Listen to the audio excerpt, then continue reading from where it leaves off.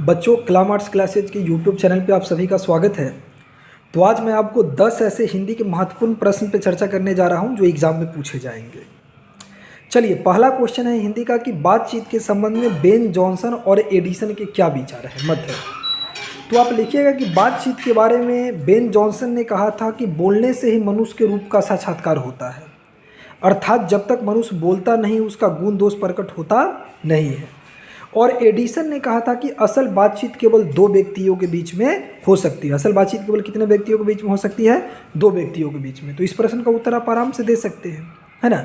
फिर इसी में देखिएगा तो आर्ट ऑफ कन्वर्सेशन क्या है, ये प्रश्न भी बहुत बार पूछा गया है। देखिए, आर्ट ऑफ कन्वर्सेशन बातचीत करने की एक कला है, बातचीत करने की एक शैली है जो यूरोप के लोगों में पाया जाता है। कहाँ के लोगों में पाई जाती है? यूरोप के लोगों में। तो आप लिखिएगा कि आर्ट ऑफ कन्वर्सेशन क्या है? तो बातचीत करने की एक शैली या कला है जिसे आर्ट ऑफ कन्वर्सेशन कहते हैं, जो यूरोप के लोगों में प्रचलित है। और इसमें लोग इतनी चतुराई से अपनी बातों को शुरू करते हैं कि सुनने वाले के मन में अत्यंत आनंद की प्राप्ति होती है, और इसी को सुहृदय गोष्ठी कहते हैं, ठीक ना, हमारे यहाँ। चलिए, तीसरा प्रश्न है कि बातचीत करने का उत्तम तरीका क्या है। तो लेखक इस निबंध में बताते हैं कि बातचीत करने का जो उत्तम तरीका वो है स्वयं से बात करना, यानी खुद से बात करना।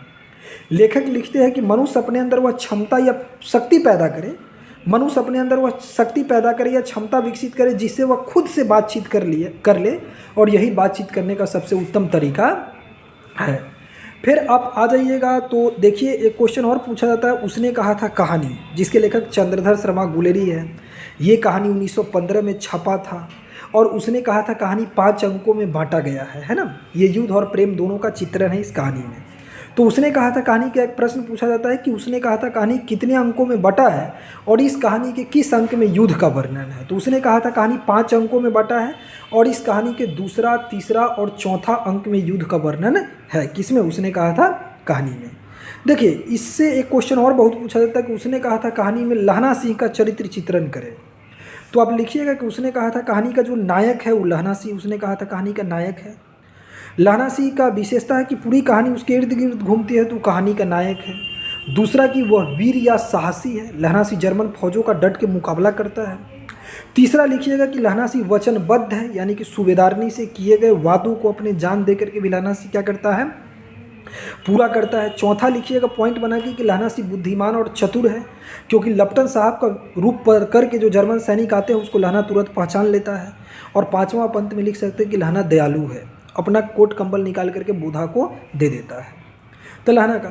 फिर आप आगे आइएगा तो आपसे एक क्वेश्चन पूछा जाता है अर्धनारीश्वर जो निबंध है रामधारी सिंह दिनकर का, कि नारी की पराधीनता कब से शुरू हुई। तो आप लिखिएगा कि जब से पुरुष जाति ने कृषि का आविष्कार किया, खेती का आविष्कार किया, तब से पुरुष बाहर का काम करने लगा और महिलाएं घर का काम करने लगी, और तभी से महिलाओं की पराधीनता, महिलाओं की गुलामी शुरू हुई।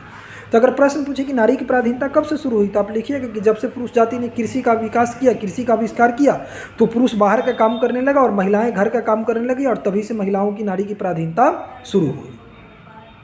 अगला प्रश्न इसी से पूछा गया कि बुद्ध ने अपने शिष्य आनंद से क्या कहा था।